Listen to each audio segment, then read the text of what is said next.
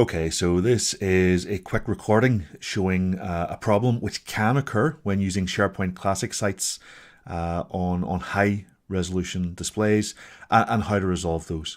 So what I have here is Google Chrome. It's hitting a SharePoint, in this case it's a SharePoint Online team site. It's using Classic mode, it's a Classic team site, and ordinarily the team site will display in 100% width, which is fine. So this is scaled nicely at the moment. However, what can happen is if you're on a high resolution display, then Windows can do some fancy magic and can start to auto scale the display. And what it will do is switch, for example, from 100%, which is the norm, to 150%, like so. And Windows will do this automatically.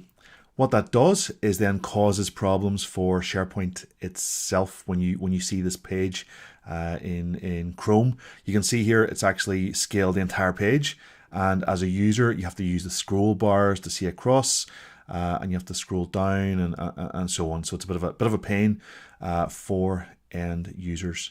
So how do you fix this? The fix is actually in Chrome itself.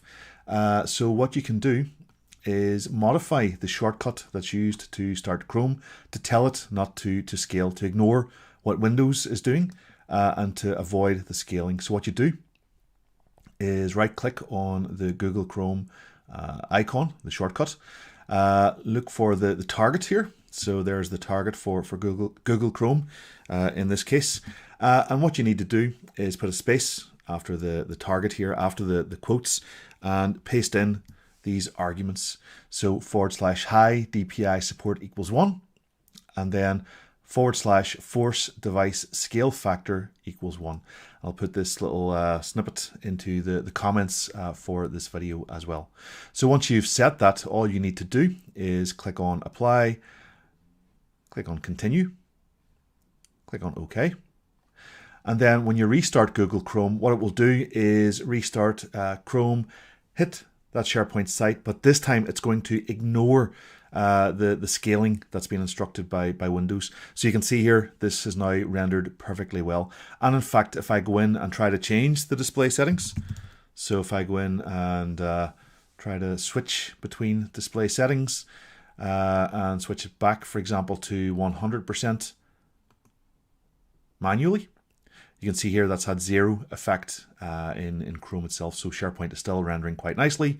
And again, if I switch back to 150%, again, you can see that hasn't affected the display of that SharePoint Classic page within Chrome itself. So hopefully that makes sense. It's quite a nice, simple little solution to the problem of scaling web pages in classic SharePoint web pages in high resolution Windows displays.